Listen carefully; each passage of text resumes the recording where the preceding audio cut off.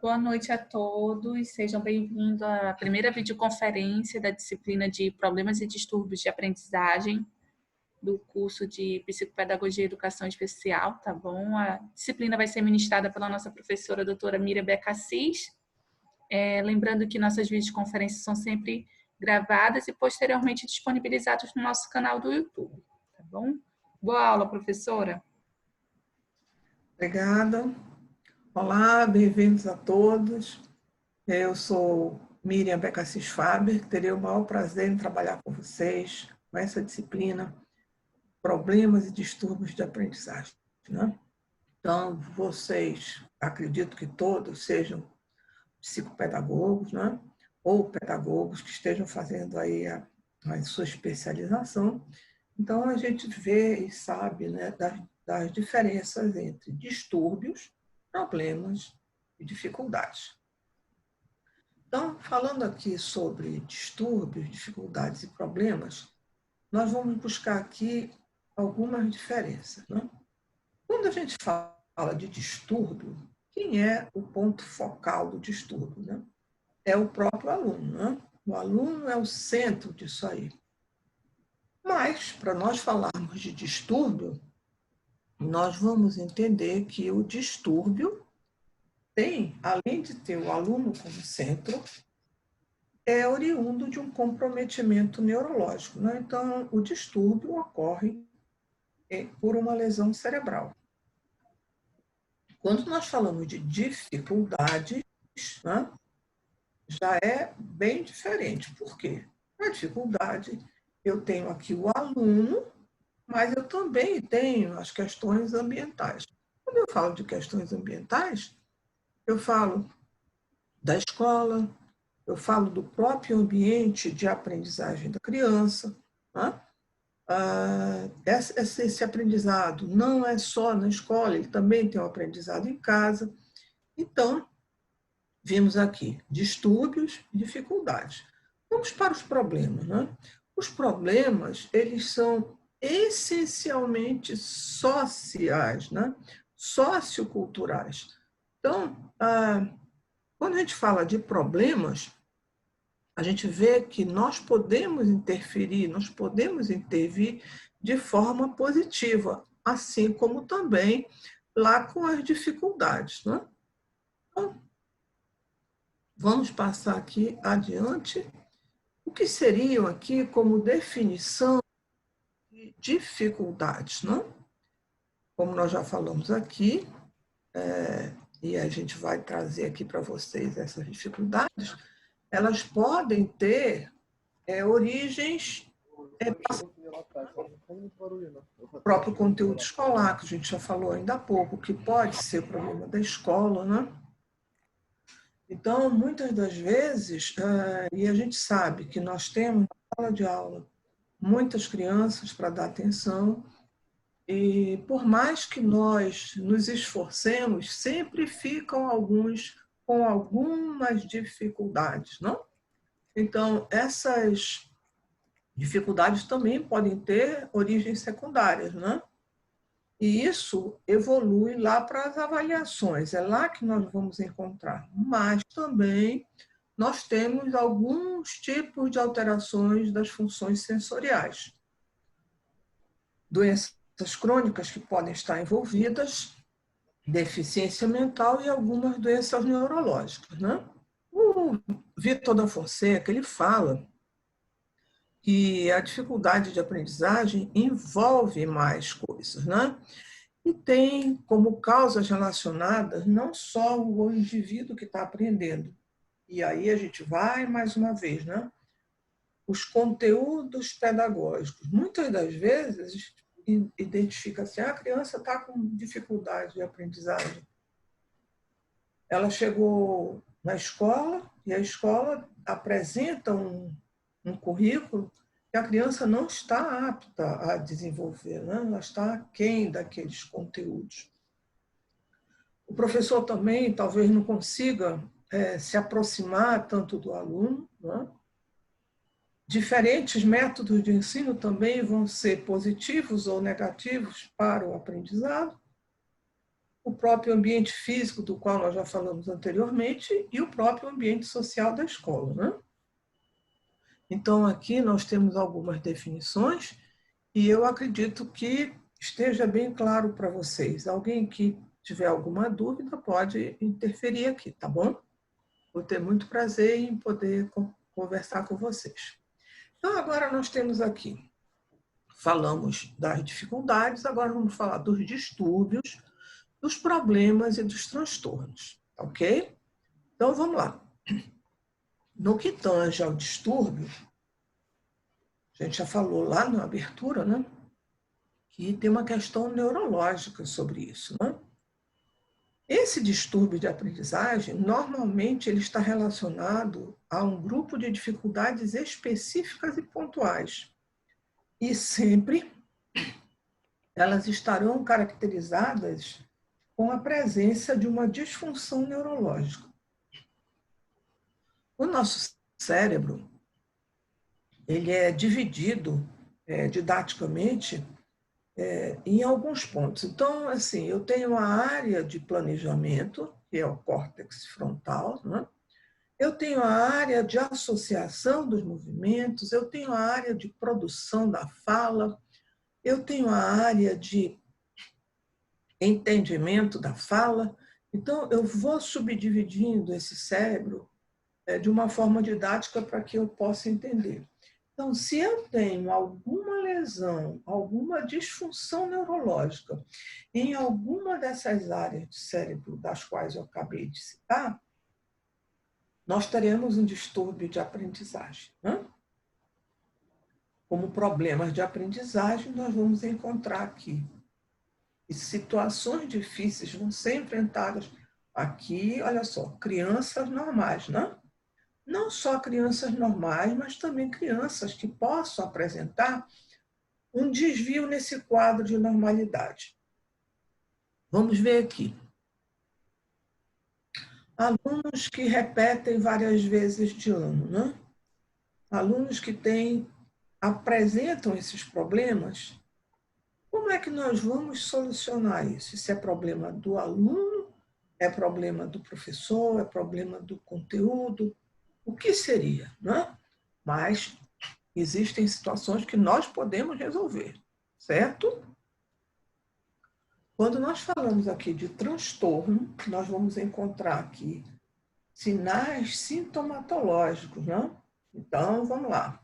Mais uma vez aqui, nós vamos mostrar aqui dentro do transtorno uma referência lá que vai levar a perturbações que vão interferir diretamente no processo de aquisição e manutenção de informações, seja de forma atenuada ou mais forte.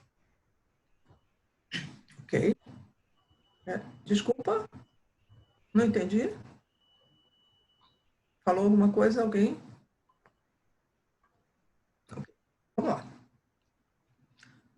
Falando aqui da parte do distúrbio, né, e da dificuldade, vamos ver. Quando é que a gente vai considerar que uma criança tenha distúrbios de aprendizagem, né? Quando ela não apresenta um desempenho compatível com a idade dela. Ah, mas como que é isso? Não? Então, a gente sempre imagina e a gente sempre luta por aquilo que a criança já é capaz de fazer, não é? Então, para falar daquilo que a criança já é capaz de fazer, nós temos Vallon, nós temos Vygotsky, temos Vitor da Fonseca e outros tantos mais, não é? Nós temos Piaget, que nos mostra uma linha, né, e nos dá uma janela de oportunidades para que as crianças possam desempenhar de forma compatível de acordo com a idade. Né? Então, o Vygotsky fala da zona de desenvolvimento proximal, e aí a gente faz uma análise. Né? Criança não apresenta um desempenho compatível, mas ela está dentro daquela janela, então vamos aguardar. Né? Então, não posso dizer que aquela criança, afirmar que aquela criança tenha um distúrbio. se ela ainda está dentro daquela janela, tá bem? Então, um outro item é quando ela apresenta discrepância entre o desempenho e sua habilidade intelectual, seja em uma ou mais áreas. E aqui a gente pode trazer o que basicamente a criança aprende lá na escola, né? Inicialmente, linguagem e escrita, né? Então, se existe uma discrepância, uma grande diferença entre o desempenho dela, tanto na habilidade intelectual ou na habilidade aqui da escrita, e aqui, como vocês estão vendo, em uma ou mais das seguintes áreas, que nós já vamos apresentar aqui, nós vamos dizer que essa criança tem distúrbios de aprendizagem. Quais são as áreas? Oral ou escrita, habilidade de leitura e compreensão, cálculo e raciocínio matemático, ok? Então, se a criança apresentar discrepância entre o desempenho da habilidade intelectual em uma destas que vocês estão vendo, expressão oral, habilidade de leitura e compreensão, cálculo e raciocínio, ou em mais de uma delas, nós vamos afirmar que essa criança tem um distúrbio de aprendizagem. Ok? Bom, quanto aos problemas, né, de aprendizagem, nós vamos encontrar aqui algumas causas, né? E essas causas, elas podem ser dos tipos física, sensorial, neurológica, emocional, cognitiva, educacional e socioeconômica, né? Então, vamos ver. Causas físicas, né?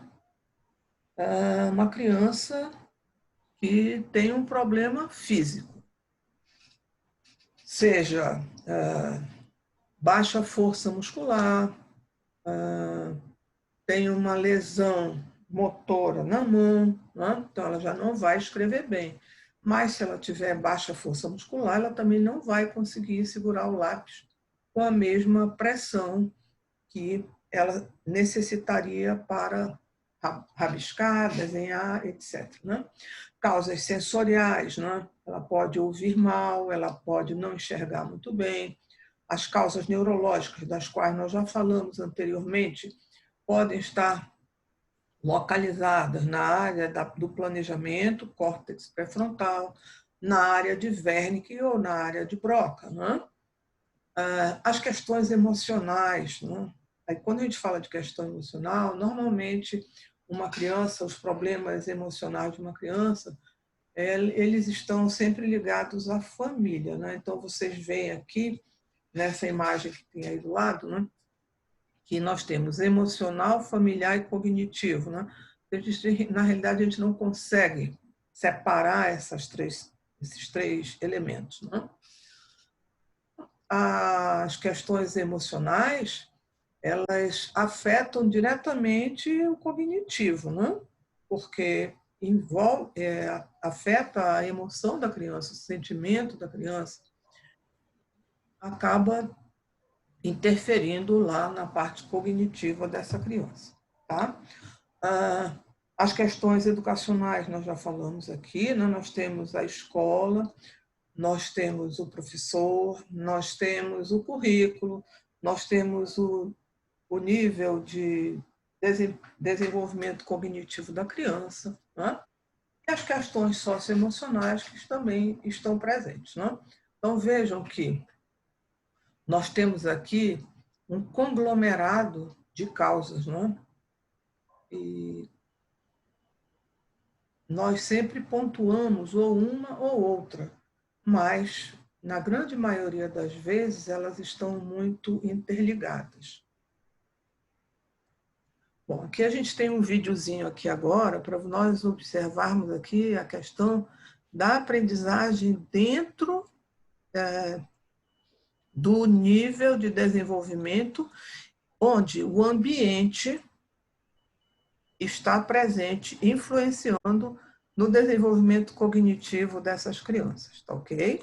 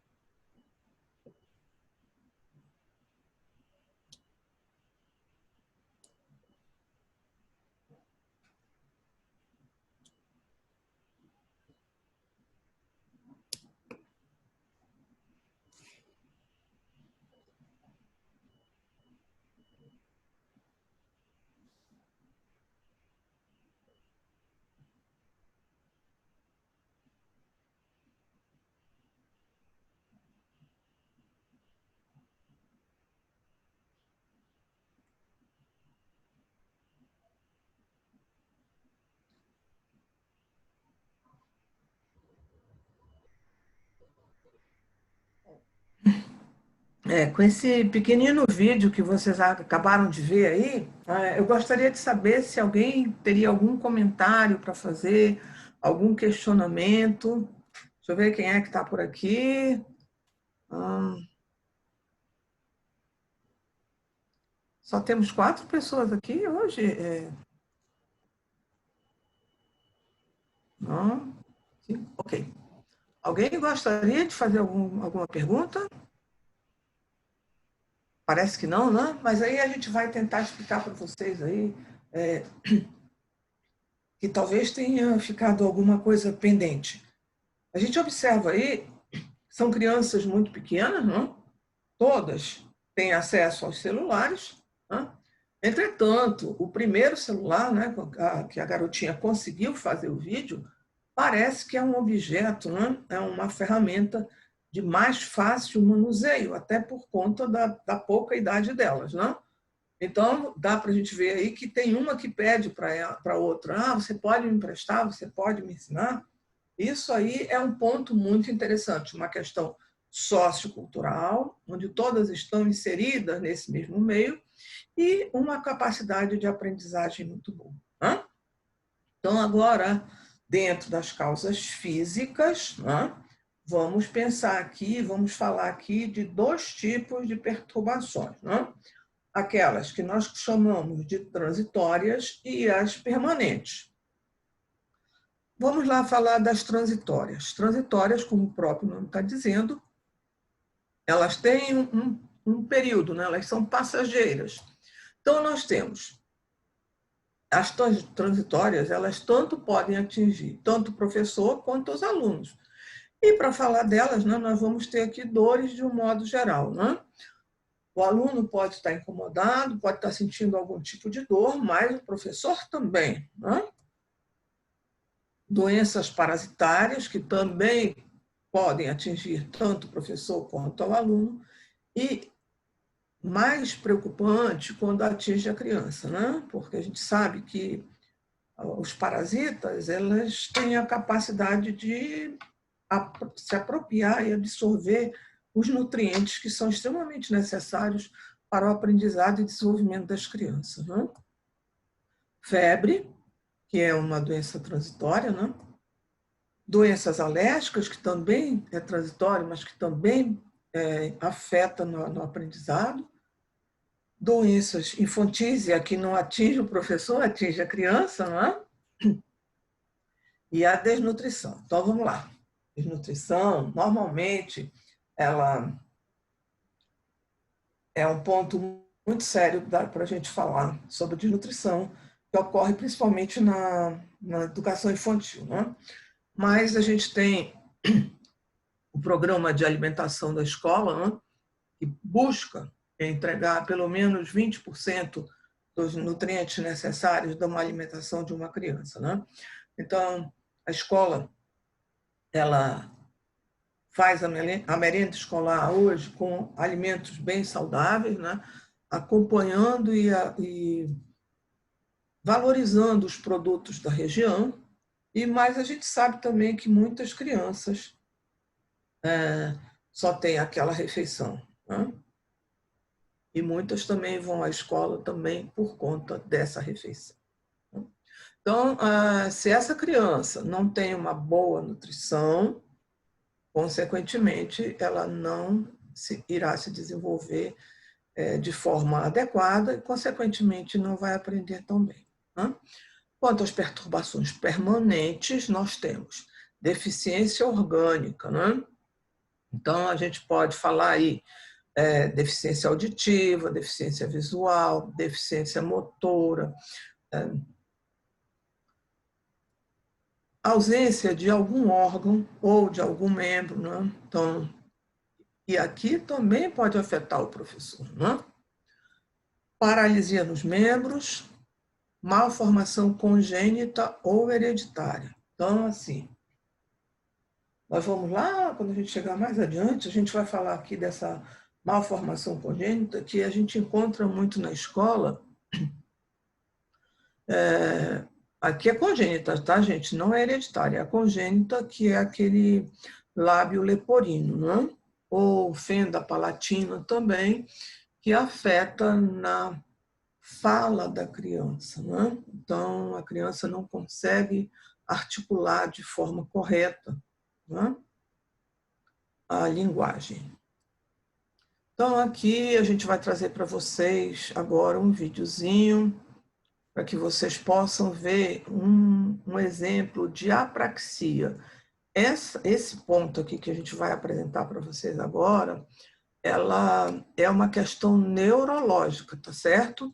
Então, o professor, a família, os pais buscam integrar e incluir esse aluno, mas isso é uma questão que ela é neurológica, tá? Então, vamos lá. Por favor, eu vou pedir a vocês que acompanhem o movimento dessa criança, tá? E observem o movimento do braço e como essa criança se move, tá? Opa, desculpa.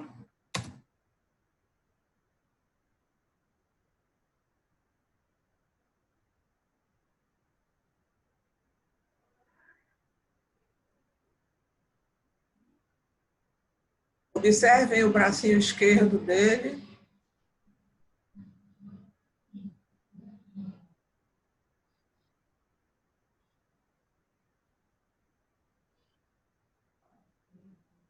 Observem como ele faz para subir. Olha o bracinho esquerdo dele.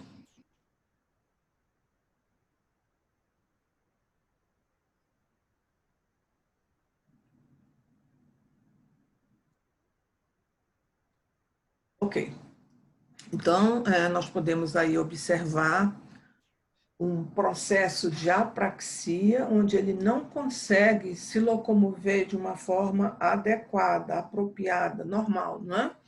Porque ele tem uma lesão neurológica na área motora. Ok, gente? Então, vamos lá aqui, vamos falar aqui sobre leitura e escrita. Distúrbios de aprendizagem na área da leitura e da escrita, nós já falamos anteriormente, a gente vai reforçar aqui várias causas que podem ser, né? Então, orgânicas, olha só, cardiopatia, deficiência sensorial, visual e auditiva, a gente já falou, deficiências motoras, né? Deficiências intelectuais. Observe que estas causas orgânicas, elas não são transitórias, tá certo? Elas não são transitórias, elas são permanentes, tá?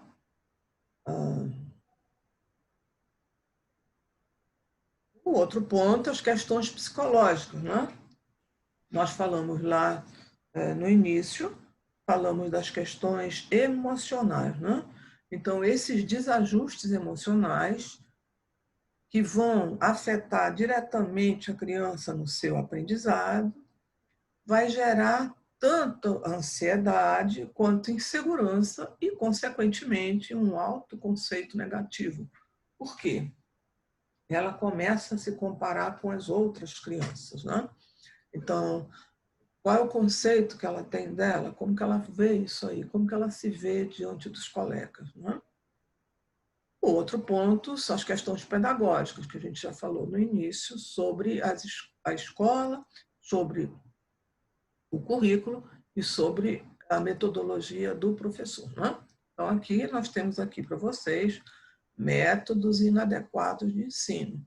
A gente sabe que ensinar crianças não é a mesma coisa que ensinar jovens, também não é a mesma coisa que ensinar adultos, não? Falta de percepção aqui, a questão aqui agora da escola, né? Questões pedagógicas. Falamos dos métodos inadequados e aqui nível de maturidade da criança, né?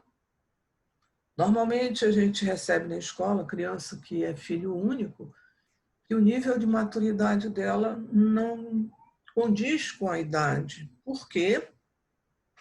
A criança, às vezes, é mimada em casa, se não é mimada pelos pais, é pelos avós, e acaba que esse nível de maturidade dessa criança está aquém da idade dela, né? O outro ponto, que também é pedagógico, é a iniciação de uma alfabetização precoce, né? E aqui eu digo que seja gerada pela ansiedade dos pais para que a criança já aprenda as letras, já aprenda as vogais, já aprenda a juntar os fonemas para formar as sílabas, né? Temos também as questões socioculturais, falta de estimulação, criança que não faz a pré-escola, né? E que também não é estimulada em casa, ok? Então, a pré-escola, nós, educadores, sabemos da importância que a pré-escola tem no desenvolvimento sociocultural, cognitivo, afetivo de uma criança, né? A criança precisa passar pela pré-escola, mas, além de precisar passar pela pré-escola, também precisa ser estimulada em casa. Aqui a gente tem um outro videozinho para vocês. Hoje a nossa aula está cheia de vídeos.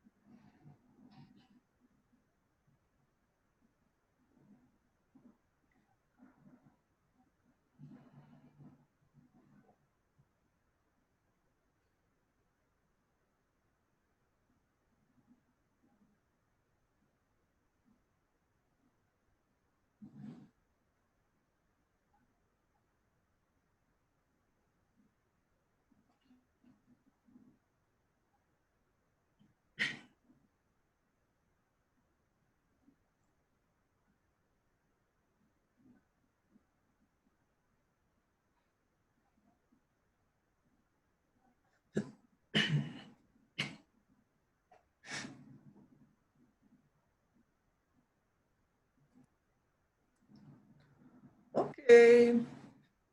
Algum comentário? Alguém quer fazer algum comentário sobre o vídeo que vocês acabaram de assistir?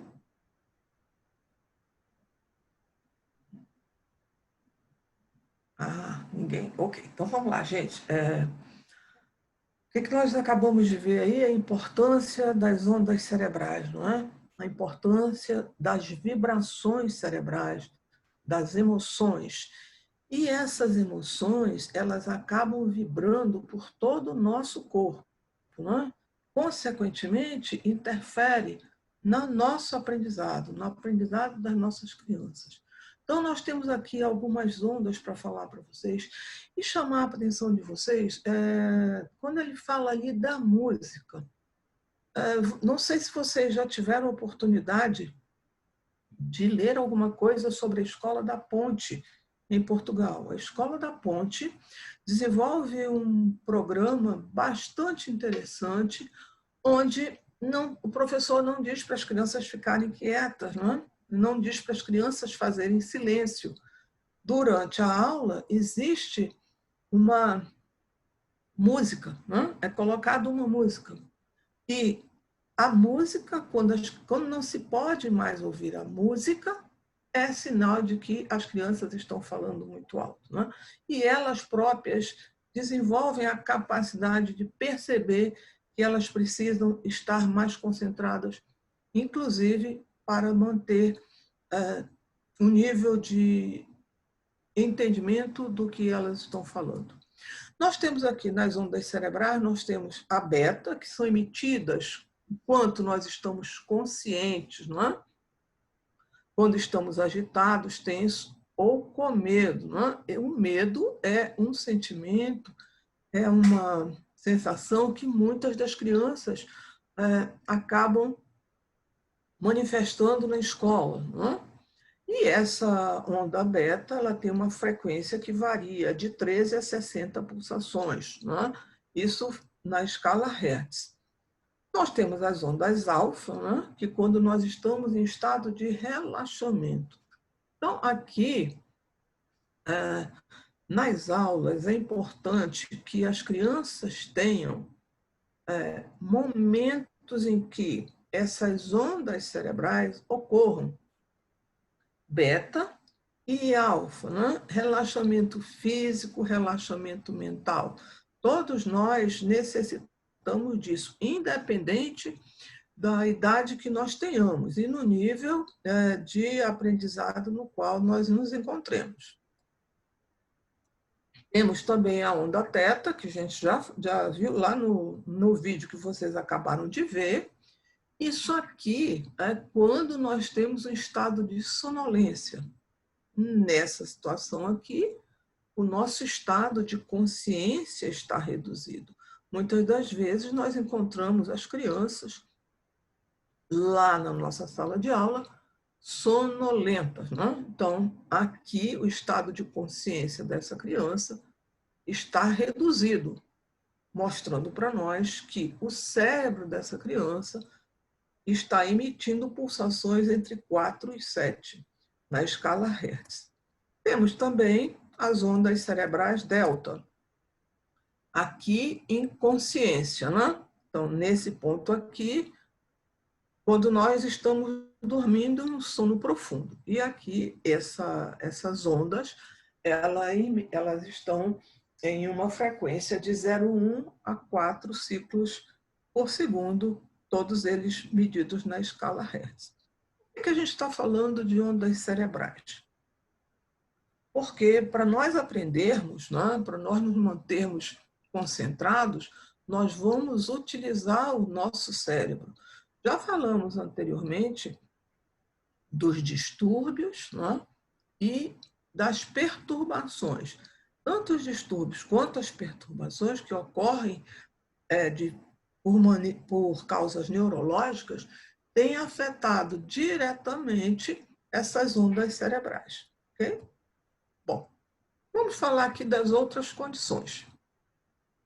Vamos lá, aqui nós temos desenvolvimento normal da fala e da audição.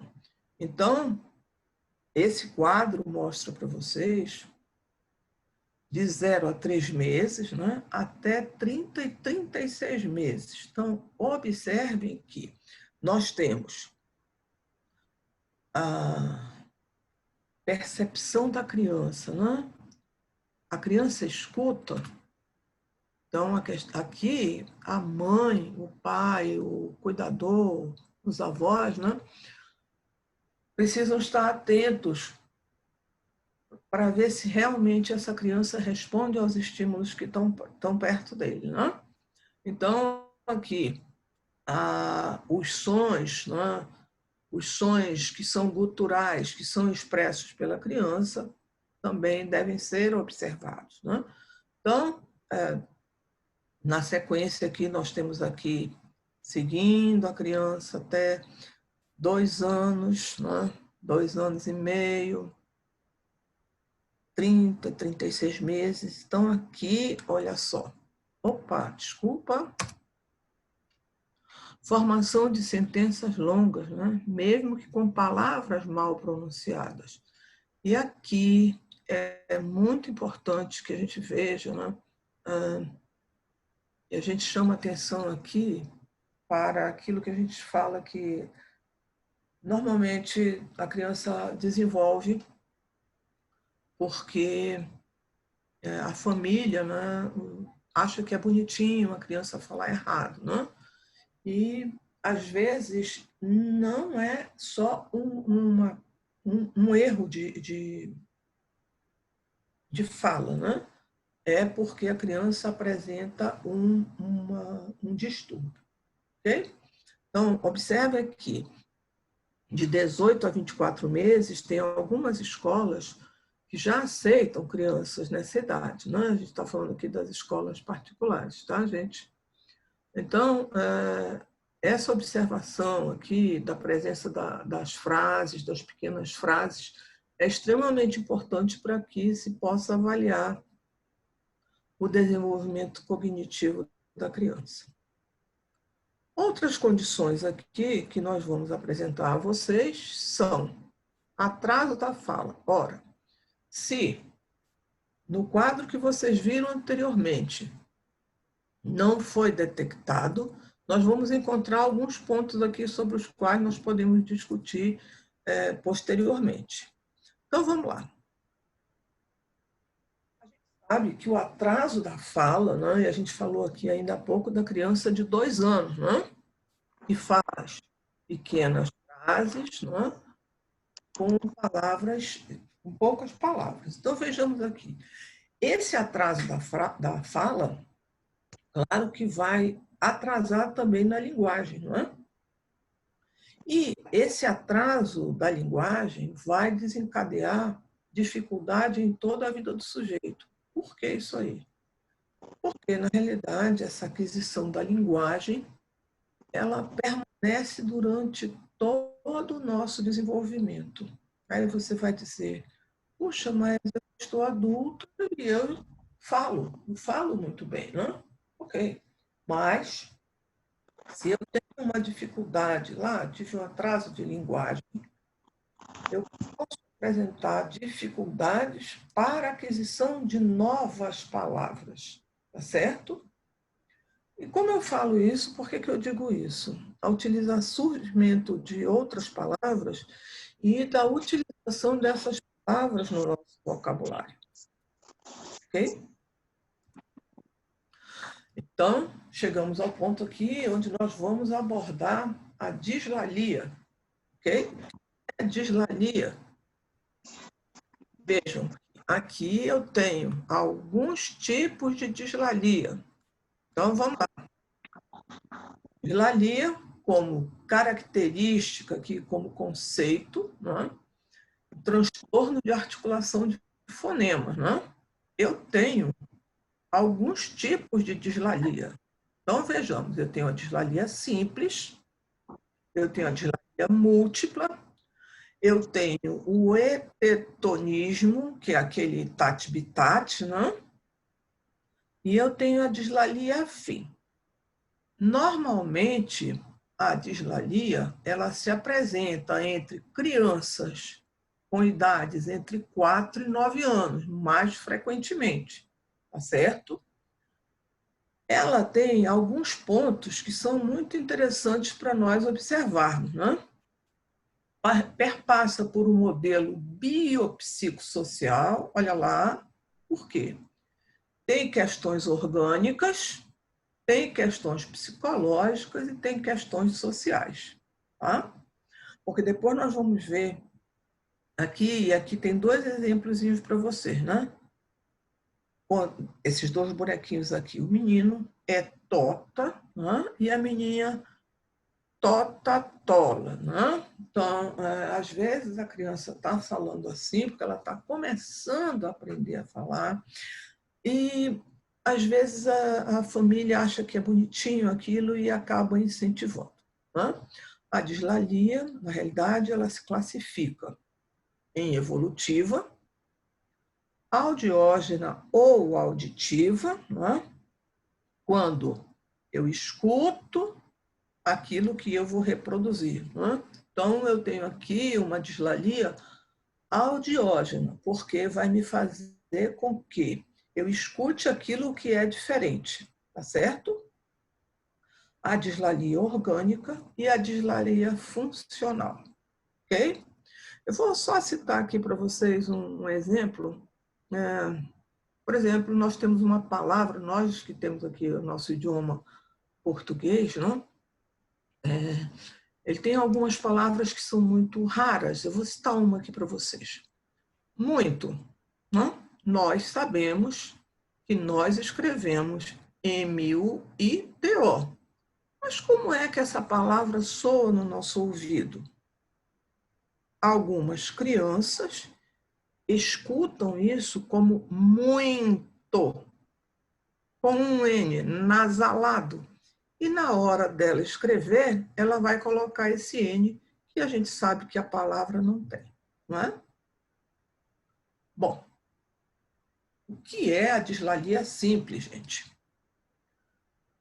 Na dislalia simples, eu tenho a impossibilidade de articulação de um determinado fonema, tá? Então, a criança não consegue articular.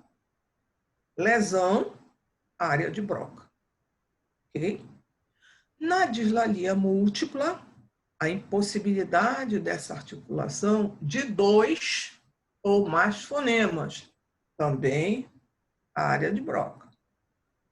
Tenho aqui o otetonismo, né, que nós já falamos ainda há pouco aqui nessa impossibilidade da articulação de todos os fonemas, que acaba trazendo uma dislalia que nós já mostramos no quadro anterior, generalizada.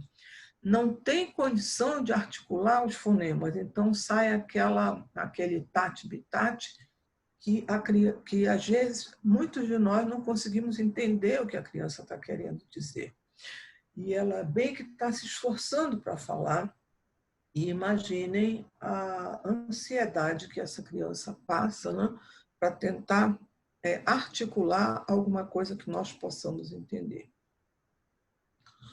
Na dislalia afim, a impossibilidade de articulação de todos os fonemas, o mesmo ponto de articulação. Então, vejam, nós temos aqui uma pequena diferença, né, do otetonismo para a dislalia afim, né? Ambas têm a dificuldade da articulação de todos os fonemas, mas aqui, no otetonismo, eu tenho uma questão de dislalia generalizada. E aqui, esses fonemas com todos voltados para o mesmo ponto da articulação. Ok? Eu vou dar um exemplo aqui para vocês, as palavras com R, não é? As palavras com NH, não é? Com os dígrafos, não é? O que é difícil para a criança aprender a escrever e a falar. Nós temos aqui as diglossias ou as dislalias orgânicas, né? Que nós já falamos lá no início da dificuldade, que são as fendas palatais, né? O lábio leporino, que vocês podem ver aqui à direita, né? O apinhamento dos dentes, o tamanho da língua, a posição da língua, todos esses pontos aqui fazem com que a criança apresente um tipo de dislalia, certo? E essa dislalia aqui, ela é orgânica. Ela tem cura, ela pode ser melhorada, né? Ela pode ser melhorada por meio de cirurgia, né? Então, a fenda palatina, ela passa por cirurgia, né? Ela tem uma melhora, a criança articula melhor após a fala, né? Mas essa não quer dizer que ela vá se recuperar 100%, porque muitas das vezes essa fenda, e vocês devem saber que nós, quando estamos sendo gerados, a gente é gerado de trás para frente, não é? E a gente se junta, né? Começa lá pela coluna, vem e fecha. É por isso que muitas das vezes acontece isso aqui, certo? Não junta, não fecha. Então fica a fenda, esse buraco que vocês estão vendo aí no palato e aqui no lábio leporino, ok? Vamos chegar no ponto da afasia, né? Então, afasia ligada à fala, né? Perda parcial ou total. Normalmente é resultante de uma lesão cerebral, ok? Ela pode ser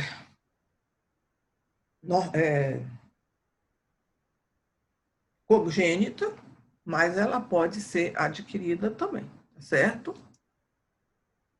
Como é que ela pode ser adquirida? Ela pode ser adquirida, como vocês estão vendo aí, uma lesão cerebral. A criança fala, o indivíduo fala, tem compreensão da fala, tem tudo. Mas uma questão de um acidente, não é? Por isso que a gente protege muito a cabeça. A gente diz que a cabeça, e assim, a natureza, ela é muito sábia quando ela nos dota de 4 lâminas de osso na parte frontal, né, que é o nosso osso frontal, porque ali é a área mais nobre do nosso cérebro, de planejamento, que é o córtex cerebral. Mas essa outra área referente à fala, ela é uma área mais interna do nosso cérebro, né? Mas quando se tem uma lesão ali, pode ser que a pessoa tenha nascido com um aneurisma e esse aneurisma possa ter rompido, ok? Então, nessa lesão, ela pode ter uma perda parcial da fala, tá? Ou total, né? Na disfasia, então aqui nós vamos ver uma descoordenação dessa fala, né? Esse distúrbio. Vejam ali, quando a gente fala de distúrbio, né? Nós temos isso lá na área do nosso cérebro, né? Então, dificuldade ou incapacidade de estruturar ordenadamente as frases, né? Normalmente está relacionada com um problema neurológico, ok, gente? Então, nós temos aqui essa interpolação aqui, que nos permite entender que é uma lesão cerebral, tá? Então, cadê o pessoal aqui? Finalizamos a nossa primeira aula e vamos adentrar a segunda. E eu gostaria de conversar com vocês um pouquinho. Está todo mundo aí com seu fone fechado?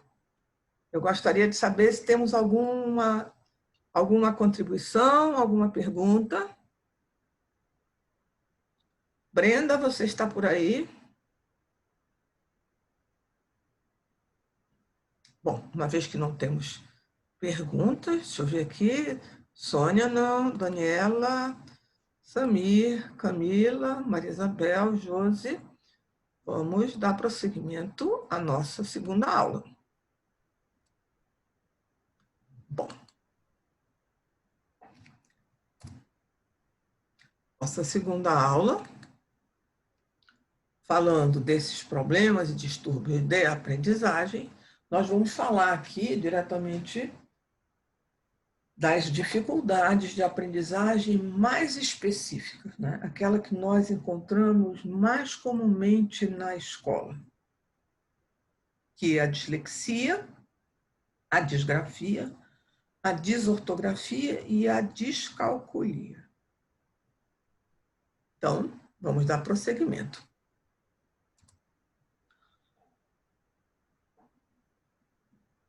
Essas dificuldades de aprendizagem, né, elas podem ou não estar ligadas a uma disfunção cerebral. Olha aqui do que é, né? Disgrafia, desortografia, descalculia. E nós falamos ainda há pouco dos tipos de dislexia, não é, gente? Então, dentro dos tipos de dislexia, eu posso encontrar que elas estejam ou não ligadas a uma disfunção cerebral, ok? Quando nós falamos de dificuldades, nós vamos ver o seguinte: independente da criança ter uma inteligência adequada, ouvir bem, ter uma boa visão, ter uma motricidade boa, né? Aparentemente pode ter uma estabilidade emocional, algumas dessas crianças não aprendem de forma normal, né? Então, apresentam alguns tipos de dificuldade. Nessa apresentação dessas dificuldades, o que é que nós vamos tentar analisar como causas frequentes, a própria escola, né? Anteriormente, nós falávamos aqui da questão do currículo, né?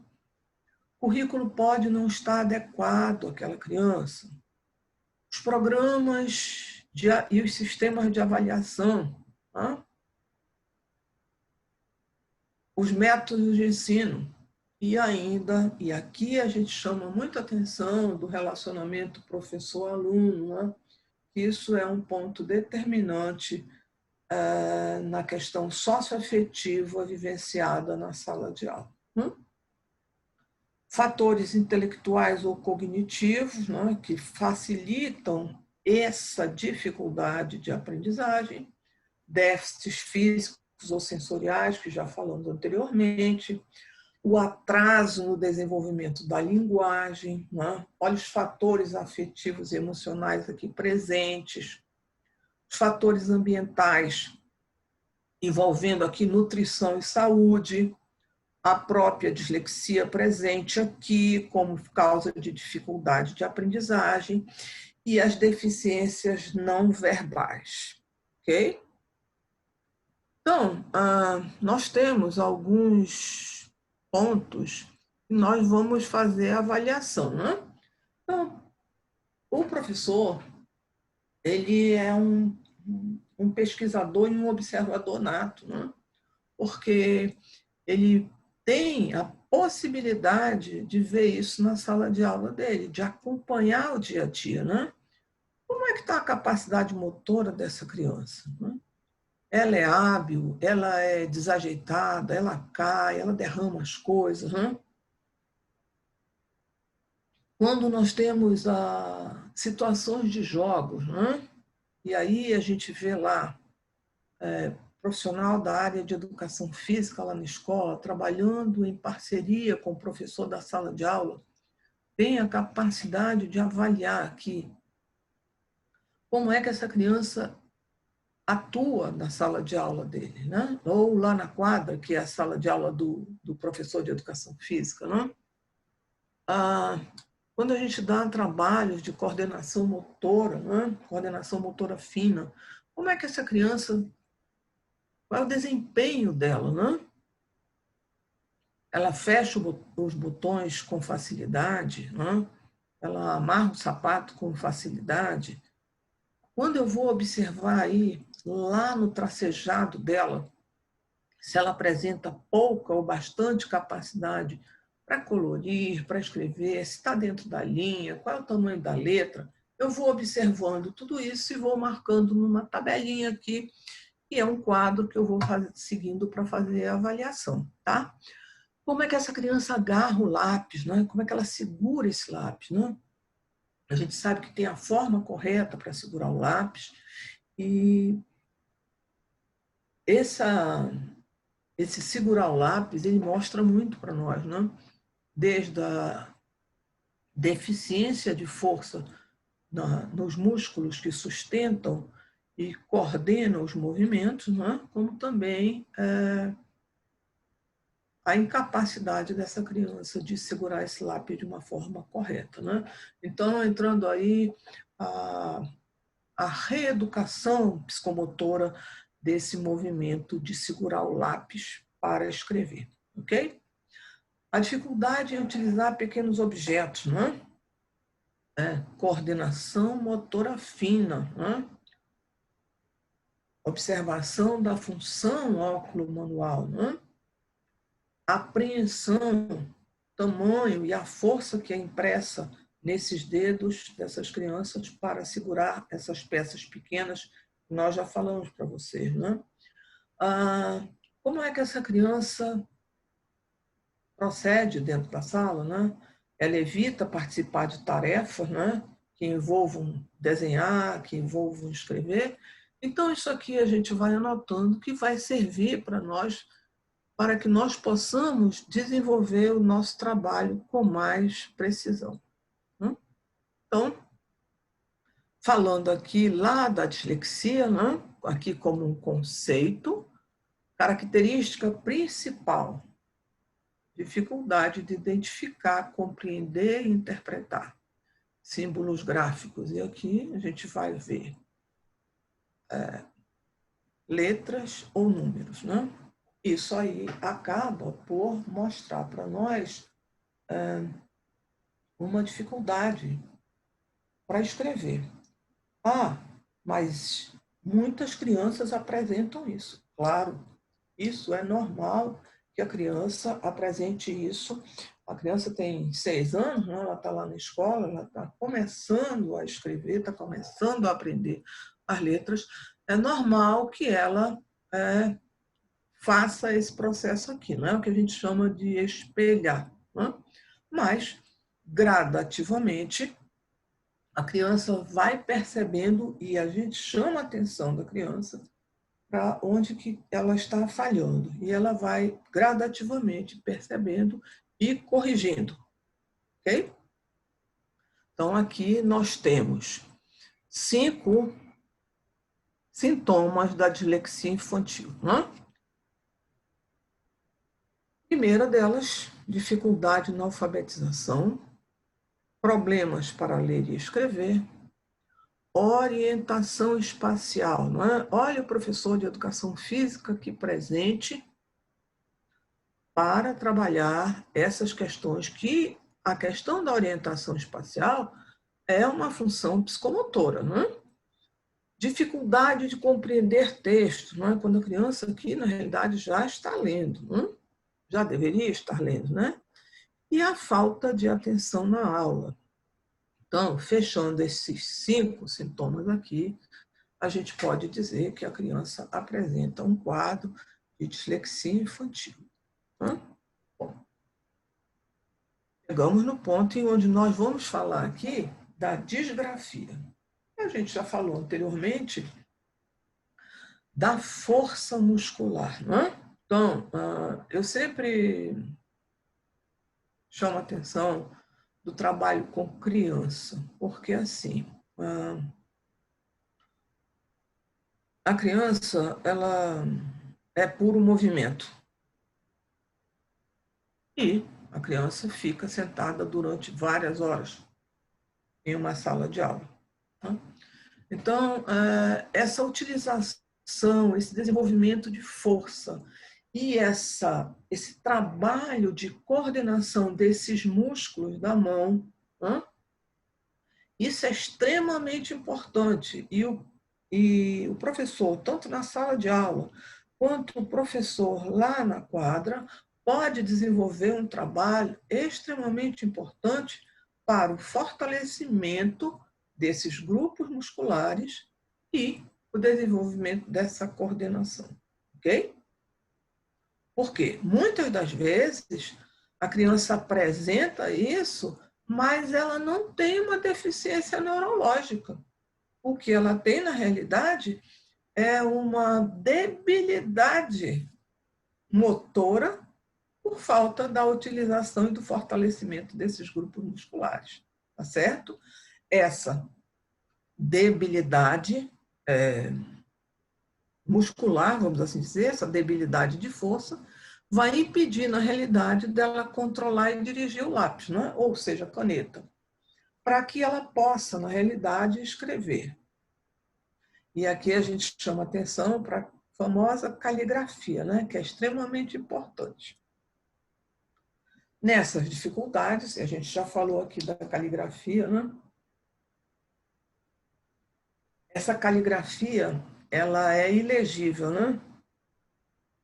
Ela é parcialmente legível porque, na realidade, a criança tem a letra, ou ela está muito pequena, ou está muito grande, os contornos não são bem formados, e quem vai ler aquilo, né, o professor que pega esse material, é difícil para o professor acompanhar. Muitas das vezes ele não consegue, né, ler de tão pequena que é a letra da criança, né? Mas, às vezes, a criança que com disgrafia também não consegue respeitar as linhas, né? Ela vai escrever fora dela. Assim como também o tamanho da letra, né? Isso aqui, a gente vai chamar uma vez mais a atenção de vocês para essa força que é impressa na mão, tá certo?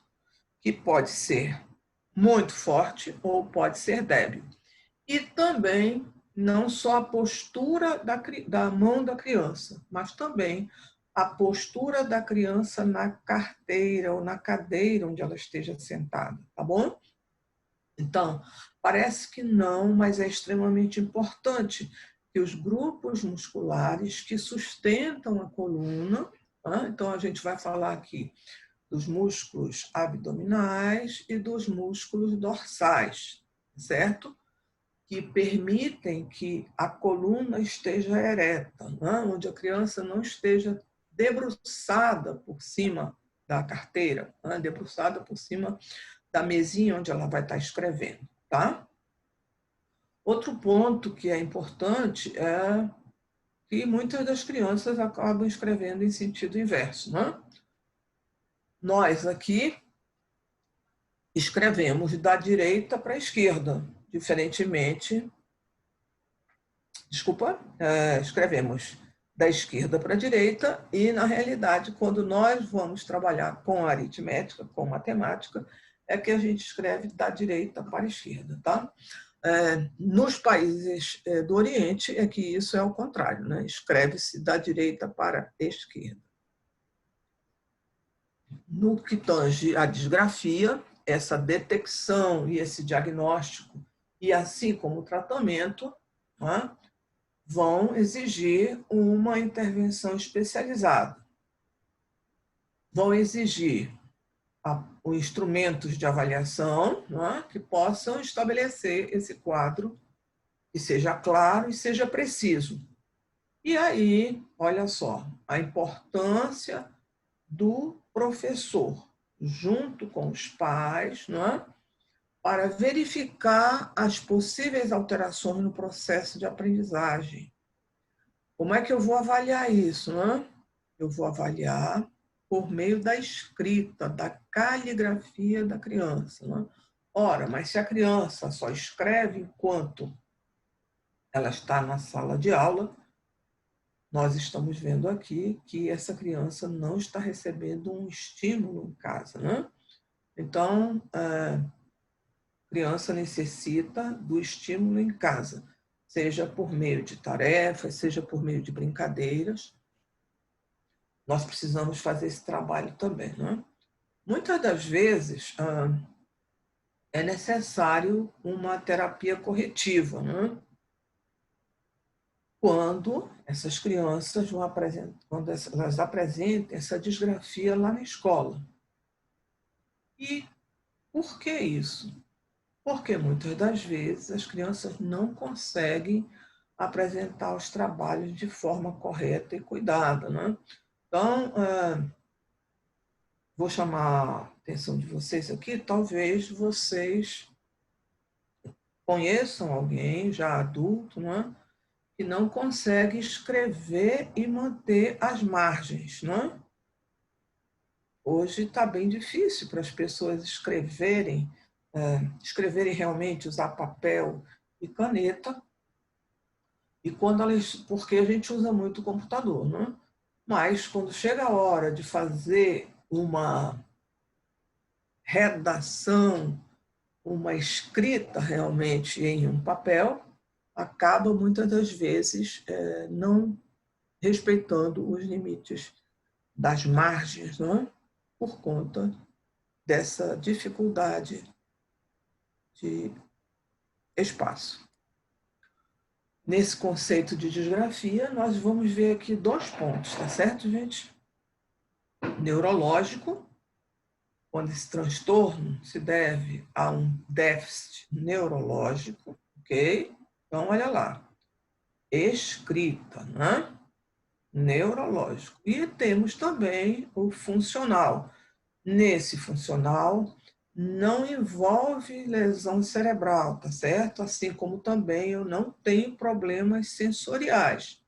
O problema aqui é de concentração, de atenção e de exercício, ok? Então, não tem problema neurológico, a disgrafia é funcional. Então, aqui nós temos alguns pontos para chamar a atenção de vocês, não? Então, eu tenho aqui essa alteração da escrita, não? Nesse significado aqui do tipo funcional. Não? Então, vamos lá. Coordenação motora fina, né? Alteração visomotora. Então, criança, coordenação motora fina, observação, olho no lápis, né? Olho no papel. O tamanho da letra, ela precisa focar no tamanho da letra.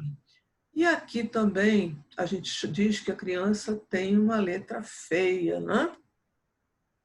Porque ela tem uma incapacidade de recordar a grafia da letra. Então, aquela letra fica muito feia de ser lida, não?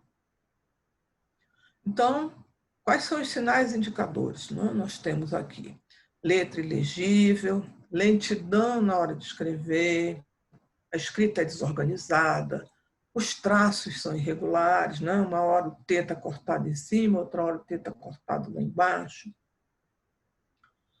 A alteração na pressão da escrita, e aí a gente já falou anteriormente, né? Ou muita força ou pouca força, né? E como é que nós podemos trabalhar? Trabalho com a caligrafia, né? A gente vai sempre focar nesse exercício, lembrando aqui que nós estamos chamando a atenção de vocês para a disgrafia funcional, ok? Então, já falamos ainda há pouco aqui, né? E a gente está só repetindo aqui para vocês, trazendo aqui essa alteração da forma da escrita, né? Vamos falar então da desortografia, ok? Desortografia, basicamente, dificuldade de aprendizagem da escrita. Olha lá, ausência de déficit visual, auditivo ou intelectual. O que eu vou ver aqui? Que essa desortografia não é uma lesão neurológica, tá certo? Então, aqui eu vou ver dificuldade de reconhecimento, de compreensão e de reprodução dos símbolos, certo? Basicamente, isso é evidenciado por lentidão na escrita e nos erros que são repetidos. Como é que eu vou trabalhar isso, gente? Observem lá. a criança que apresenta essa, olha lá, dificuldade de aprendizagem da escrita. Ela não tem déficit visual, então ela enxerga bem, ela não tem déficit auditivo, ela escuta muito bem e ela também não tem déficit intelectual, ok? Então vamos lá. Como é que acontece isso, né? E por que é que ela é tão importante de nós trabalharmos? Porque, na realidade, ela vai afetar todas as esferas da ortografia. Envolve as regras gramaticais, as conjunções, construção de frase, construção das palavras. Ora, se influencia negativamente em tudo isso que nós acabamos de falar, vai dificultar muito a redação, não é? Normalmente, e isso é muito fácil de ser encontrado, a desortografia ela está associada à dislexia, ok? Então vamos lá. Regras gramaticais. Nós vamos ver que o nosso idioma ele é muito complexo, não é? Muito complexo. Muitos de nós já fizemos faculdade, estamos fazendo cursos de pós-graduação, estamos seguindo com a nossa formação continuada, mas muitos de nós ainda temos algum tipo de dificuldade com regras gramaticais, não é? Então, não é tão difícil de nós entendermos o que seja isso, não é? Bom, vamos lá. Nesse ponto aqui, o que nós vamos encontrar com essas crianças, né? Substituição de letras, né? B por D, né? São sinais indicadores. Palavras onde a escrita é N ao invés de M, né? E antes das palavras P e B. Né? Isso aí a gente acaba memorizando, porque é uma regra. Né? Nós temos aqui também outro exemplo, que é a hipo ou a hipersegmentação, né? Juntar ou separar palavras de forma incorreta. Ora, se eu não escrevo normalmente, né? Posso vir a desenvolver essa dificuldade aqui, tá certo? Outro ponto aqui, que é a omissão, né? Acréscimo de letras ou inversões. Ou omito ou coloco a mais. Né? Confusão de sílabas. Né? Dificuldade em perceber as sinalizações gráficas, parágrafos, acentuação e pontuação. E aqui, uma vez mais, né? Chamando a atenção para todos nós, independente do nível de escolarização, né? A leitura é extremamente importante. Né? A escrita é extremamente importante para que nós possamos exercitar as regras gramaticais, ok? Então, pontuação, parágrafos, acentuação, né? Vamos lá. Uma coisa que é muito comum, né, de nós vermos são, e a gente acompanha muito, muito de perto, quando nós vemos algumas palavras e o uso da crase, por exemplo. Né? O uso da crase, muita gente tem muita dificuldade na utilização da crase. Isso é só um exemplo aí, tá certo? Bom, a gente vê onde é que é muito comum isso aí, né? Confusões ortográficas. Primeiro e segundo ano, né? Primeiro e segundo ano, as crianças ainda não dominam isso aí, né? A relação com o som e com as palavras impressas não estão dominadas por completo.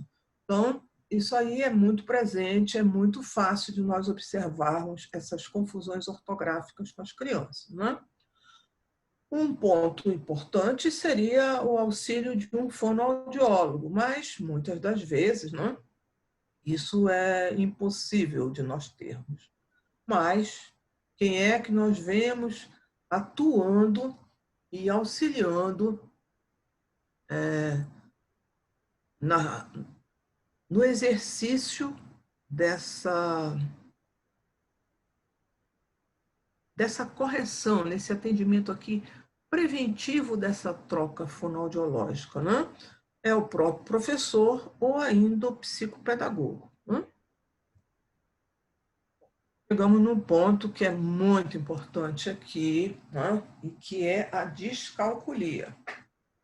Essa descalculia, né? Nós vamos observar aqui que ela tem uma questão neurológica, certo?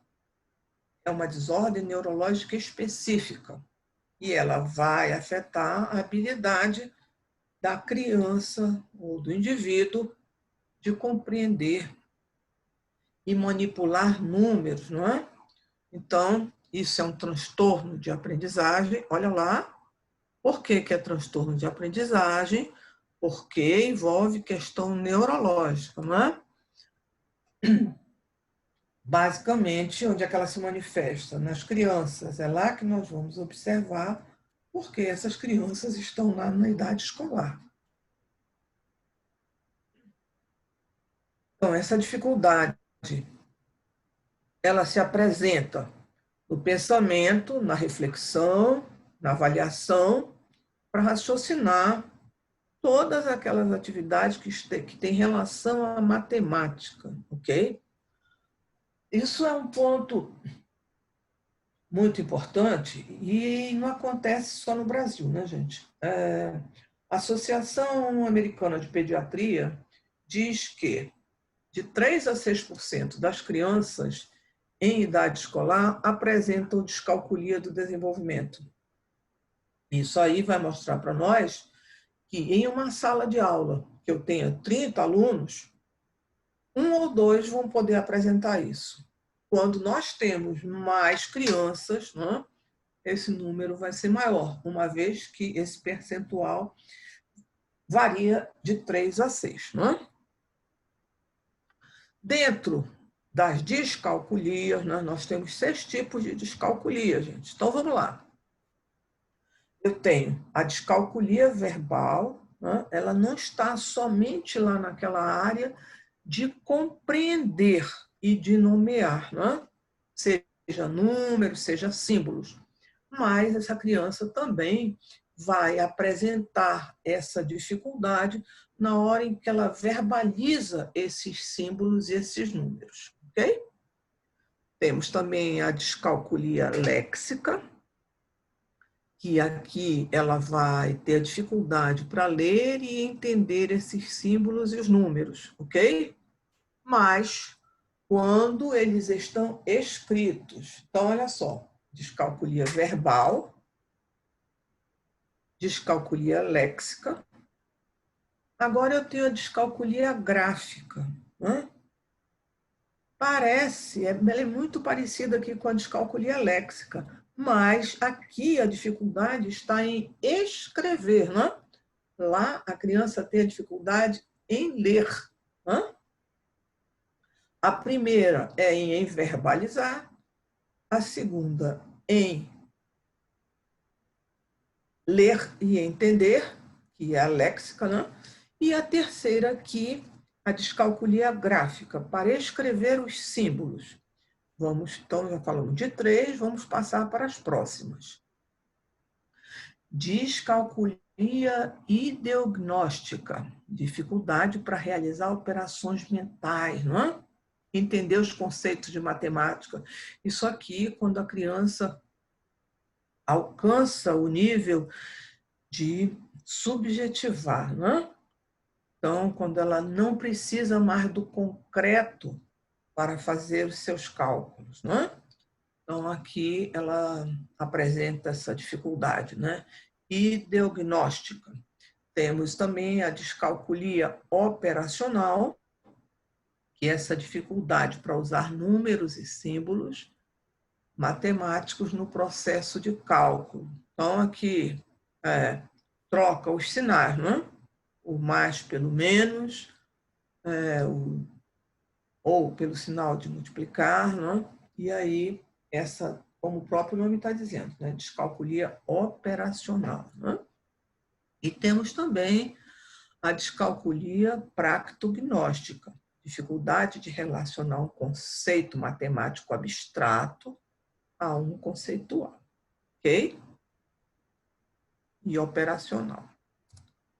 Bom, como é que nós vamos, né, na realidade, intervir de forma a tratar essa descalculia? Né? Normalmente, essa intervenção ela ocorre após uma avaliação, né? Para que eu possa, na realidade, entender qual é o tipo de descalculia que essa criança tem e qual seria a intervenção mais apropriada, mais adequada. E aí, professor, psicopedagogo vão trabalhar em conjunto por meio aqui de participações interativas. Lembrando sempre que com a criança, nós vamos sempre trabalhar de forma lúdica. Então, eu vou utilizar as brincadeiras e os jogos. Mas essas brincadeiras e jogos eu vou trabalhar sempre de forma interativa. Ok? Bom, chegamos a um ponto que a gente escuta muito hoje, né? Falar a criança é hiperativa, a criança apresenta hiperatividade, aquela criança é terrível, ela não para, né? Então, nós temos alguns sintomas, né, de hiperatividade, mas nós não estamos capacitados a fazer esse diagnóstico. Né? Sabe que quem faz o diagnóstico da hiperatividade é o psicólogo ou o psiquiatra. Né? Mas nós, como educadores, a partir de alguns sintomas, né, como os que vocês estão vendo aí, podemos suspeitar. Né? Então, impulsividade, né? Age sem pensar. Mas não é só criança, né? A gente também tem adulto que faz isso. Crianças que apresentam muita agitação motora, né? Que sobe e desce, que não para um minuto, né? Essa agitação motora também é um sintoma, nos aponta para um sintoma de hiperatividade. Crianças que se machucam frequentemente, né? Tem sempre acidentes, né? Então a gente tem que estar sempre observando isso. Dificuldade em manter a atenção, né? Ela está sempre, você precisa estar permanentemente chamando a atenção dela para o que ela está fazendo, né? A impaciência, a irritabilidade com algumas pessoas que sejam mais lentas, dificuldade em ouvir as pessoas para concluir as suas falas, ou seja, a criança não permite que o colega finalize a ideia dela, ela está sempre na frente, querendo concluir a fala, né? Não consegue finalizar as suas atividades, né? Deixa sempre tudo pela metade e apresentam dificuldade de memória. Né? Esses pontos aqui, gente, são sintomas do transtorno do déficit de atenção e de hiperatividade. Né? Isso é uma questão neurológica, tá certo? Entretanto, hoje, eu digo hoje, mas já tem algum tempo, né? O Augusto Cury, ele chama a atenção da gente para um novo tipo de síndrome que até então não existia, que e aqui eu tenho uma animaçãozinha aqui, na realidade, para vocês, crianças que parece que estão sempre ligadas aqui, né? Em 220, né? A criança não para um minuto, mas voltando lá, que é a síndrome do pensamento acelerado, né? Essa síndrome do pensamento acelerado, ela tem sintomas bem semelhantes, não é? Então, aqui eu destaquei para vocês pontos que são semelhantes ao transtorno do déficit de atenção e de hiperatividade. E esses sintomas, eles estão aqui destacados em vermelho, tá certo? Ansiedade, inquietação. Mas essa criança que tem síndrome de pensamento acelerado, ela também apresenta cansaço excessivo, que não é o caso lá da criança com transtorno de déficit de atenção e de hiperatividade, não é? Essa criança com síndrome do pensamento acelerado, ou SPA, também tem dificuldade para se concentrar, também tem intolerância a ser contrariado, também se irrita facilmente, né? Também tem pequenos lapsos de memória, mas ela também apresenta dificuldade para pegar no sono, porque o cérebro dela está permanentemente pensando, praticamente não desliga, né? E quando ela dorme, ela também não consegue desligar, né? Então, ela acorda no dia seguinte cansada. Ela tem mudança de humor repentino, né? Ela apresenta uma insatisfação permanente, constante, ela nunca está satisfeita, né? Mas ela também apresenta alguns sintomas que são psicossomáticos, né? Dor de cabeça, dor nos músculos. Algumas crianças apresentam perda de cabelo, né? Cabelo que cai, tem gastrite, né? Então, isso é o mal do nosso século, tá certo, gente? Nós estamos trazendo aqui para vocês uma imagem de uma criança, né? Então, assim, a cabeça dela, o cérebro dela está linkado em várias coisas, né? Então, no momento em que ela está fazendo a tarefa aqui com você, ela já está pensando que ela vai para a aula de futebol ou que está passando o programa que ela gosta naquele horário. Então, o cérebro dela está permanentemente ativado. Por isso que chama síndrome do pensamento acelerado. E nós temos muitos adultos também que já desenvolveram essa síndrome, tá certo? Então, vamos lá. Nós mostramos ali para vocês alguns sintomas semelhantes, não? O Augusto Cury é ele quem nomeia essa síndrome, né? Foi ele quem descobriu essa síndrome. Ele quem diagnostica isso aí, né? Então, sintomas são bem semelhantes, entretanto, as causas são bem diferentes. Hiperatividade, déficit de atenção, é causa genética, né? Muito frequentemente, esses sintomas de ansiedade, de agitação e de inquietação aparecem na primeira infância, né? Então, muitas das vezes os pais não conseguem identificar isso, acham que a criança é agitada, mas é porque ela é assim mesmo, né? Mas na realidade não é, né? Às vezes isso aqui já é um sintoma de hiperatividade que precisa ser acompanhado com o médico, né? No SPA ou na síndrome do pensamento acelerado, essa inquietação que na hiperatividade é genética, né? Ela é construída pouco a pouco, através dos anos, né? E as causas é o excesso de estímulo, excesso de informação, de muitas atividades, por exemplo, né? Aquela criança que tem uma agenda, como se fosse uma agenda de um executivo, né? Onde ela tem que cumprir com várias funções e várias atividades. Mas, né, o excesso de brinquedos também, né, também pode levar a desenvolvimento da síndrome do pensamento acelerado, ok? Bom, com este último slide, nós finalizamos a nossa aula. Eu queria ver esse pessoal. Brenda, por favor, cadê você? Onde estão? Alguém? Alguma pergunta?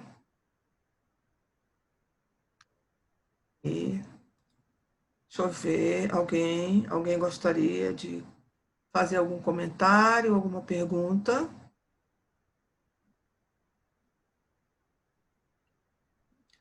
Ué, cadê o povo? Ninguém? Então tá bom. Bom, gente, deixa eu falar para vocês. Essas aulas, elas estão postadas para vocês no portal do IDAAN. Nós, depois dessas duas aulas, vocês terão a avaliação de vocês, que também já está disponível para vocês, tá certo? E eu vou pedir a vocês que façam o mais breve possível, porque a gente sabe que alguns de vocês fazem dupla certificação, né? E para que vocês não acumulem tarefas, né? Porque a gente sabe que demanda mais concentração, mais tempo, mais energia, ok? Então, estou aqui aguardando para que vocês, quem quiser falar, quem quiser interagir, perguntar.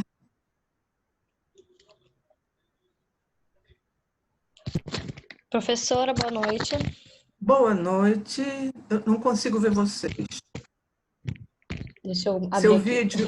Ah, ok. É Maria Isabel? Ah, oi Maria Isabel, tudo bem? Oi, tudo bem? Então, só uma pergunta rápida. No caso, a sua próxima aula ela é presencial. Na realidade, nós não sabemos ainda, né? Porque a próxima aula está marcada para o dia 11, não é isso? 10 e 11. Isso. Então, todo o material, Maria Isabel, já está postado para vocês, né? Agora, a primeira avaliação, vocês terão, ela já vai ser disponibilizada agora. Agora, eu não sei dizer a vocês se nós teremos a aula presencial ou se ela será online, como nós estamos fazendo aqui. Mas eu acredito que será presencial, porque é dia 11, né? 10 e 11. Sexta Isso, noite e sábado de manhã, no caso. isso. Uhum. A gente está aguardando que a instituição entre em contato para nos dizer. E aí a gente repassa essa informação para vocês. Tá bom? Tá bom, então, professora. Obrigada. Nada. Você tem algum questionamento, alguma pergunta, alguma coisa que ficou não foi bem esclarecida? Até o momento, não. Talvez no momento da avaliação vá surgir algumas coisas, mas até agora, não. Ok, Maria Isabel. Então, assim, vocês receberam a apostila, não? Uhum. Tem as aulas todas aí, vocês podem rever as aulas quantas vezes vocês quiserem, podem assistir as aulas lá que vão ficar gravadas lá no YouTube, não é? Tá bom. Uhum. Para que vocês possam fazer uma excelente avaliação, tá bom? Tá bom. Ok. Obrigada. Alguém? Nada, foi um prazer muito grande estar com vocês. Deixa eu ver, acho que a Daniela quer falar alguma coisa. Daniela? Puxa. Oi, cadê a Daniela? Não, professora. Não quer falar nada? Então deixa eu só ver você. Vocês estão me vendo, mas eu não posso vê-los. Agora já conheci a Maria Isabel. Daniela. Oi, boa noite. Boa noite. Nenhum questionamento? Não, professora. Como minha colega falou, até o momento não. Na hora de fazer a tarefa, talvez apareçam muitos.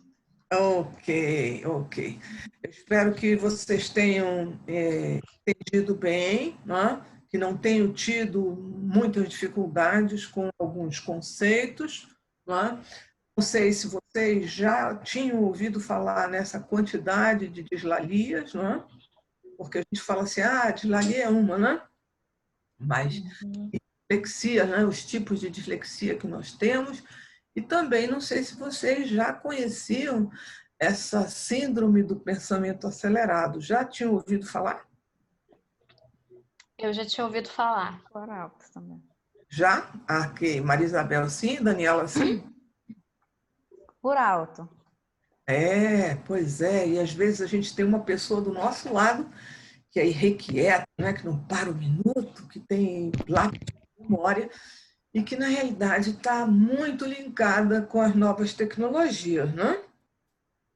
Então, eu particularmente, conheço uma pessoa que tem um tablet do seu lado, né, está ligado, o computador na frente e o telefone, tudo ao mesmo tempo, né?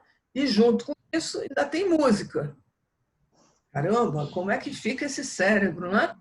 Tudo bem que a gente sabe da plasticidade do nosso cérebro, que ele é maravilhoso, mas ele fica muito linkado, não consegue focar em um único objetivo. Okay?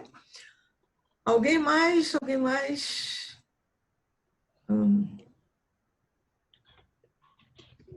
Ninguém tem mais nenhum questionamento? Nada? Então, meninas e menino, temos aqui o Samir, que está aí. Samir, cadê você? Estou aqui, professora. Boa noite. Oi, boa noite, Samir. Tudo bem? Tudo, sim, senhora. A senhora tocou num ponto delicado para mim, porque justamente quando eu estou fazendo pelo menos alguns trabalhos da pós, ou do trabalho mesmo, propriamente dito, eu praticamente ligo ou no YouTube, escuto uma música no celular e jogo algum jogo no tablet. Então, só assim para eu conseguir me concentrar. Aí eu lhe pergunto, como que eu consigo fazer isso? É que eu não sei. Na realidade, Samir, é assim, o nosso cérebro parece que a gente consegue fazer todas essas coisas, não? Mas o nosso cérebro ele vai focar especificamente em uma ação das que você está fazendo. As outras são adjacentes, não? E assim, essa profusão de informações, essa profusões de inputs, né? Que são essas entradas todas que você está fazendo com o seu cérebro, você vai desenvolver esse sintoma aí, né? Da síndrome do pensamento acelerado, né? Então, olha só, verifica se você está tendo problema para dormir, verifica se você está mais irrequieto, se você está mais irritadiço, né? Sim, porque justamente nessa questão eu não tenho quase nenhum dos sintomas assim que a senhora falou. Eu sou um pouquinho ansioso, inquieto, mas justamente a questão do sono, eu não tenho problema nenhum com sono, nem cansaço, eu só sinto cansaço assim ao extremo quando eu foco em alguma coisa. Quando eu foco em alguma coisa que eu gosto, ou quando eu passo muito tempo lendo, praticamente é como se eu desligasse meu cérebro. Então, assim, se eu fizer uma leitura profunda de um livro que eu gosto, ou de um tema que eu gosto, que é o que a senhora falou, que são as 10, que é dificuldade de aprendizagem, no caso, dificuldade de aprendizagem específico, eu literalmente é como se eu me desligasse e eu acordo no dia seguinte relaxado e zerado, vamos dizer assim. Ok. Você viu que nós falamos lá das ondas cerebrais, não é? Então, esse momento de relaxamento, ele é extremamente importante. Nós vamos falar dele nas outras aulas, né? Esse momento de relaxamento, o momento de meditação, de desligar o nosso cérebro, ele é extremamente importante para o nosso aprendizado, para a nossa memória de longo prazo, para que a gente possa dizer realmente o meu aprendizado não está na memória imediata. Eu consegui levar isso para a minha memória de longo prazo. Né? Memória de longo prazo você pode requisitá-la em qualquer momento, porque ela está presente lá. Né? É diferente de quando a gente estuda, por exemplo, só para fazer uma avaliação, né? Então, eu vou fazer avaliação, eu tenho avaliação, exemplo aqui para vocês. Vocês têm aí a avaliação número 1, nós vamos fazer 2, né? Essa primeira avaliação, vocês acabaram de assistir essa aula aqui. Quem prestou bastante atenção na aula, sai daqui, pega a avaliação, faz. Ok. Mas será que esse conteúdo que nós trabalhamos hoje foi para a memória de longo prazo? Não foi, né? Então a gente vai precisar de um maior tempo, né? Pois é. Uma outra coisa que eu gosto muito é uma outra técnica, é que como vocês são alunos do IDAAN, vocês já devem ter tido acesso à técnica do Pomodoro, né? Conhecem? Ótimo. Sim, senhora, Olha 15 que minutos todo dia. 25. 15, eu acho, 25, não lembro bem, mas a gente tem que Não. separar pelo menos uma parte do tempo por dia. Exatamente. 25 minutos de pura concentração, né? Não é muito tempo. O nosso dia tem 24 horas, vamos tirar as 8 de sono, né? Então, nós temos bastante tempo. Então, é só uma questão da gente se programar, ter tempo para nós, né? Porque o tempo para nós precisa ser de muito boa qualidade, né? Aí, esse tempo envolve emoção, sentimento, prazer para fazer as coisas, não é? Sim.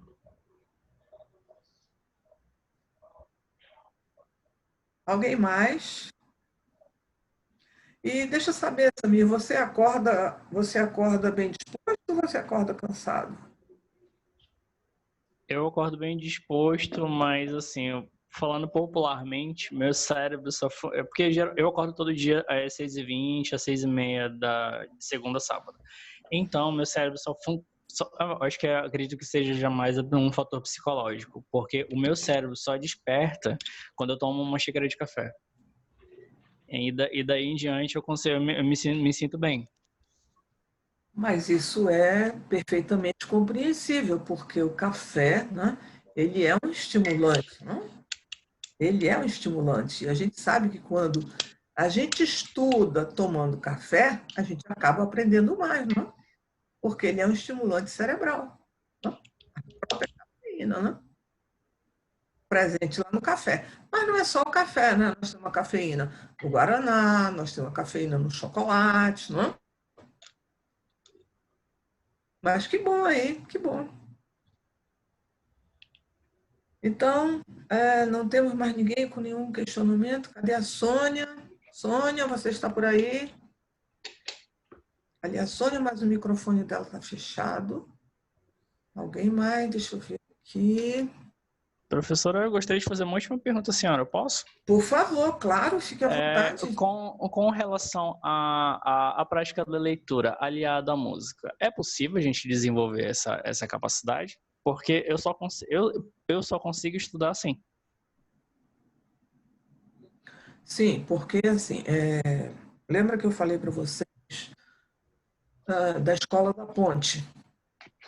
A Escola da Ponte usa música nas aulas, não? Música lá na Escola da Ponte é para manter a harmonia lá na sala de aula. Não? Claro, eu imagino que quando você esteja estudando, você não está ouvindo uma música, um rock, né? Ou está? Totalmente o contrário. Eu escuto rock e louvores. Ok, louvores, né? E louvores é maravilhoso, porque eleva o nosso espírito, né? Mas você não escuta rock pesado, né? Não, são bandas, não são rocks pesados, mas são rocks assim, como posso dizer, Capital Inicial, Jota Quest, Metallica, enfim, banda Queen, ou seja, são vários tipos de bandas, mas não é aquele rock que vamos dizer que não beira ao rock popularmente conhecido como satanismo. Esse aí eu tô fora. Ah, sim, ok. E aí, você é tão jovem e você ouve o Queen? Que coisa bacana! Sim, senhora. Queen, Iron e aí vai. Isso, pois é. Pois é, então assim, quando eu me referi ao rock, eu me referi a esse outro rock pesado, né? E também a altura do som que você está ouvindo, né? Porque a gente pode ter essa música como música ambiente, né? Também não tenho como me concentrar se a música estiver muito alta, né?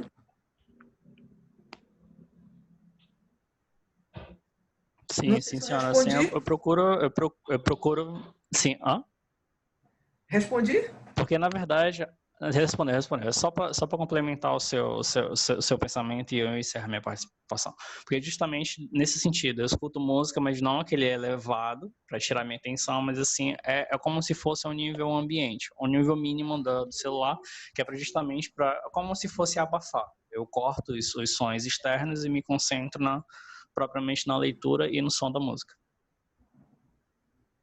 Isso é muito bom, porque você está juntando a música, que é uma questão que te traz prazer, né? Que traz prazer para a gente, a música é extremamente importante, mas que não alcança o nível de tirar a sua concentração, né? Existem pessoas que necessitam de música para estudar. Outras pessoas, a música desconcentra, tira a concentração.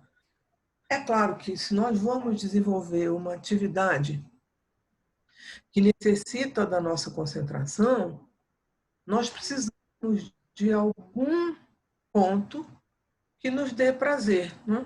Então, tem pessoas que não necessitam da música, né?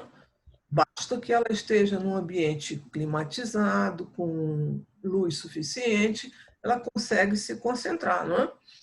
Tem pessoas que conseguem estudar deitado na cama, né? Eu não sei muito bem como é que isso funciona, mas tem pessoas que conseguem, né? Se o corpo estiver muito relaxado, que é o caso da cama, né?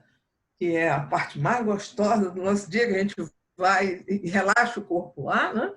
O corpo está tão relaxado que ele vai realmente, daqui a pouco o cérebro vai apagar, né? Vai entrar naquelas ondas e vai relaxar totalmente e você vai dormir. Então, não é aconselhável que nós estudemos na cama, né? Porque é um local onde a gente, na realidade, vai relaxar, dormir e sonhar, né? O ideal é que nós reservemos um local para que nós possamos estudar.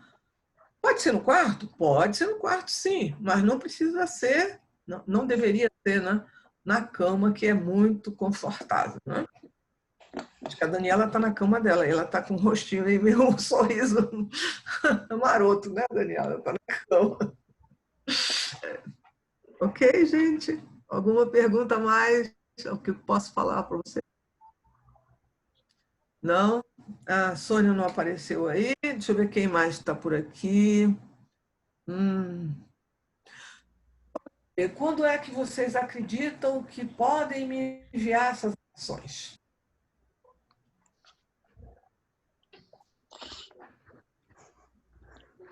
Deixa eu ver. Professora falando por mim na próxima segunda-feira. Tá ótimo. Excelente, excelente. Mas eu gostaria, sim, que vocês fizessem essa avaliação depois que vocês tivessem aprendido realmente esses assuntos dos quais nós falamos agora. Tá bom? Uhum. Tá bom. Memória de longo prazo, hein, jovens? Sim. Ok? Ok. Alguma Ok, pergunta professor. mais? Alguém mais? Samir, mais alguma coisa que eu possa lhe ajudar? Não, Sônia, professor, cadê obrigado. Você me você? ajudou bastante, tá bom? Ah, obrigada. Foi um prazer trabalhar com vocês. Sônia, tá por aí? Deixa eu ver aqui. Talvez ela quisesse falar alguma coisa. Não. Alguém mais? Não. Tudo certo. Bom, gente, então vou me despedir de vocês por hoje. Desejando a vocês uma excelente semana, de muito trabalho, de muito estudo, de muita energia positiva. Tá bom? Um grande abraço Tá a bom, todos e professora. até o próximo encontro. Tchau, tchau. Muito Tchau, obrigada. Tchau, professora. tchau. Boa noite. Boa noite a todos. Boa noite, meninos. Obrigada. Tchau, boa noite. Bom descanso a todos. Obrigada, professora. Obrigada, obrigada. Obrigada, Brenda. Tchau, tchau. Obrigada. Tchau, boa noite. Boa noite.